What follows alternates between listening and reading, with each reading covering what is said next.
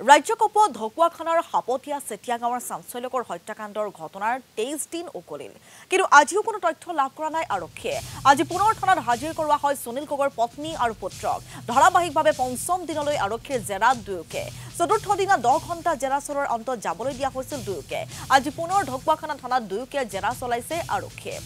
আৰু 4টা দিনৰ পিছত আজি পঞ্চমটো দিন আজিৰ দিনটোতো সুনীল গগৈৰ পত্নী আৰু পুত্ৰক আৰক্ষীয়ে জেৰা চলাই কালিৰ দিনটো 10 ঘণ্টা জুৰি জেৰা চলোৱা হৈছিল কিন্তু আৰক্ষীয়ে কোনো ধৰণৰ ক্লু লাভ কৰিবলৈ সক্ষম হোৱা নাছিল আৰু আজি পুনৰ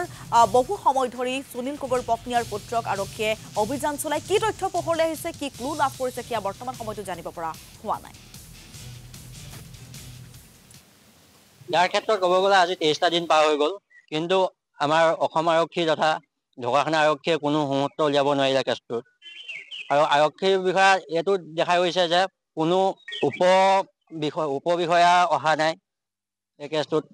জেৰা কৰিছে আজি 5 দিন ধৰি জেৰা কৰিছে কিন্তু কোনো উপ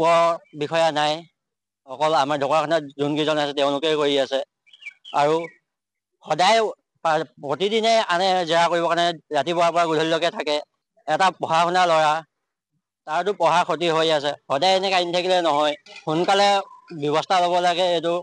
কেছত আৰু অতি শীঘ্ৰে দোষী কৰায়ত্ব কৰিব লাগে আৰু মোৰ ইয়াত থাকিবলৈ ঠাই নাই এতিয়া সেইটো কাৰণে মই ইয়াতে বাঁহ বনাইছোঁ থানাতে আছোঁ মই এতিয়া মই ক'লৈ যাম না পাইছোঁ ভালকৈ তিনিবেলা খাবলৈ না পাইছোঁ শুবলৈ আৰু ঘৰখনৰ অৱস্থা আপোনালোকে চাইছে যে ঘৰত কেনেকুৱা পৰিস্থিতি হৈ আছে মোক ন্যায় লাগে আৰু এই আমাৰ দাদাক যিয়ে এনেকুৱা কৰিলে তাক বিচাৰি হেৰি কৰিব লাগে যে ইহঁতৰ ঘৰৰ ওচৰত যেতিয়া ওলাইছে তাক সন্দেহ কৰিবই লাগিব এতিয়া জাহাংগীৰ হুছেইন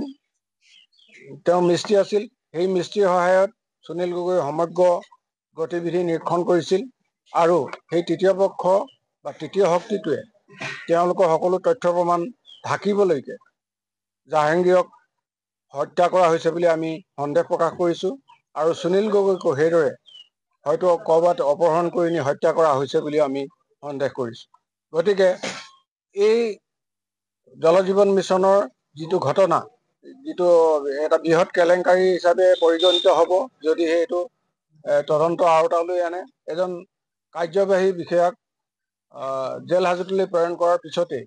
যেতিয়াই জাহাংগীৰ হুছেইনৰ মৃতদেহ বুলি DNA প্ৰকাশ পালে আৰু লগে লগেই জয়ন্ত গোস্বামীক জামিনত এৰি দিয়া হয় প্ৰকৃতাৰ পক্ষত এনেধৰণে এজন অপৰাধীক খুব সোনকালেই জামিনত এৰি দিব পৰাটো সম্ভৱ নে